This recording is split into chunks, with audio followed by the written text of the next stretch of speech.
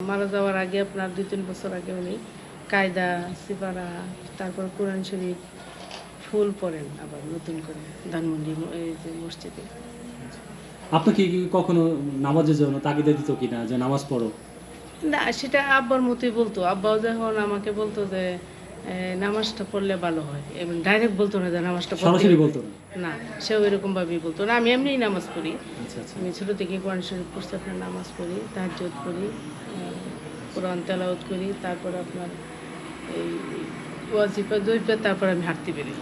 আচ্ছা, আপনাদের মানে বাড়ি আমি সিদ্দিক ৩টায় উঠি সাহেবের সবসময়। আপনার মানে পড়াশোনার এইটা একটু আমাকে বলেন যে আসলে উনি কোথায় কোথায় পড়াশোনা করেছে? শুনলাম প্রথমে মাদ্রাসায় পড়াশোনা করছেন। মাদ্রাসায় পড়াশোনা করছে ছোটো সময়, তারপরে স্কুলে মহাদেবপুর স্কুলে পড়াশোনা করছে প্রাইমারি, তারপরে আপনার আঞ্জুমান স্কুলে পড়াশোনা করছে।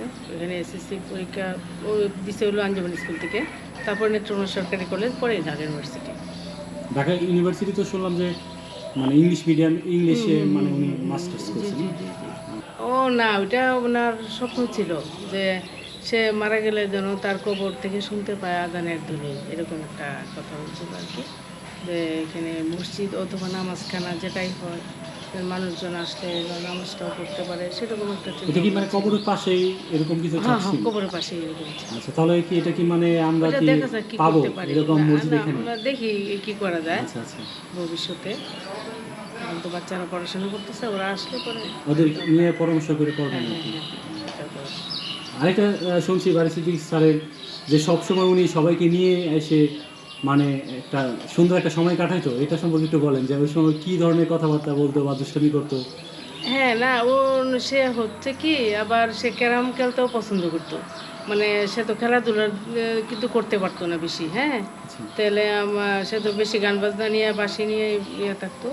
ওরা আমার সাথে সে কম্পিটিশন করতো ক্যারাম বোর্ড খেলা নিয়ে। আপনার সাথে? আমার সাথে। আচ্ছা, ওরা রাস্তায় যে মানে ছেলেরা ক্যারাম বোর্ড খেলে না, মানে খুব সুন্দর তো ওরা ক্যারাম বোর্ড খেলে।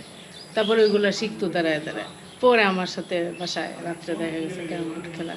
মানে তার এইগুলি শিখে এসে পরে এখানে এসে অ্যাপ্লাই করতো যে কীভাবে মানে জেতা যায়। এক্সপার্ট জিতা যায় আর কি। আচ্ছা, আচ্ছা। করতো। তারপর আবার রান্না নিয়ে কম্পিটিশন করতো। উনি কি রান্নাও করতে হ্যাঁ, পারতেন? রান্নাও করতে পারতো। যে আমার রান্না ভালো হয় না, তার টাইম তখন বলতাম না, তুমি গান বাজনা ঠিক আছে, কিন্তু রান্না করতে পারবো না আমার চেয়ে বেশি। এটা আচ্ছা, এরকম আচ্ছা, করতাম। আবার সে বাউল বাড়িতে নিয়ে আসতো রান্না করে আমার জন্য, এই কই মাছ বোনা করে, তার পাবদা মাছ, এগুলি রান্না করে নিয়ে আসছে মানে বাউল বাড়িতে। বাউল বাড়িতে যখন কাজ করতেছিল তখন আমি ৮ মাস ছিলাম। তখন সে একটানা ৮ মাস এখানে ছিলেন? একটা ৮ মাস ছিলাম। তখন সে এই যে রান্না করে নিয়ে আসতো আমার জন্য। প্রায় তো আসতো প্রতি সপ্তাহে। মানে এরকম ইয়ে ছিল। আরেকটা শুনছি যে উনি কোরআন হাদিস চর্চা করতো। হ্যাঁ, কোরআন কোরআন হাদিসের শরীফ, ব্যাখ্যা হ্যাঁ হ্যাঁ। বিশ্লেষণ ঘাটাঘাটি মানে করতো। উনি কোরআন নিয়ে গবেষণা করতেন। কোরআনের প্রতিটা ওয়ার্ড উনি অর্থ জানতে চাইতেন। মানে কি মিনিং আছে সম্পূর্ণ কিছু। পুরা সব শেষ করছেন উনি। উনি রাতে অনেক কিছু মানে তালিম করতেন নিজেই। আপু, আরেকটা জিনিস জানি, সেটা হচ্ছে উনি আপনার নানিকে নিয়ে যে একটা গান লিখেছিল, গানটা মানে আমার মেয়ের জন্য গানটা লেখা।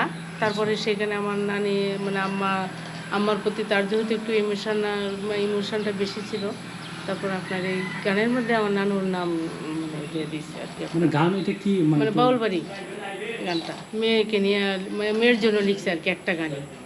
আচ্ছা, তো গান মানে অর্থ এইগুলো একটু বলবেন? মানে এটা হলো যে তুমি আইয়ু পরাণের বন্ধু, আইয়ু বাউল বাড়ি, আচ্ছা, মিষ্টি মিষ্টি ফল খাওয়াইব, মানে আর জবা আর কামিনী, এই গানের কথা আর কি। আচ্ছা, তাহলে তো মানে এটা মানে ওনার একটা গান ছিল আর কি, গানই ছিল। এটা কি মানে রিলিজ হয়েছিল কোথাও মানে মানে নাকি নিজে গাইতেন? না, তার মেয়ের জন্যই করছিল গানটা, তারপরে মেয়েই গাইলো গানটা, কিন্তু এটা এখনো রিলিজ হয় নাই। কিন্তু সে অন্য অন্য গান মারা যাওয়ার আগে যে আপনার পিপিলিকার ঘর, এই একটা অ্যালবাম করছিল।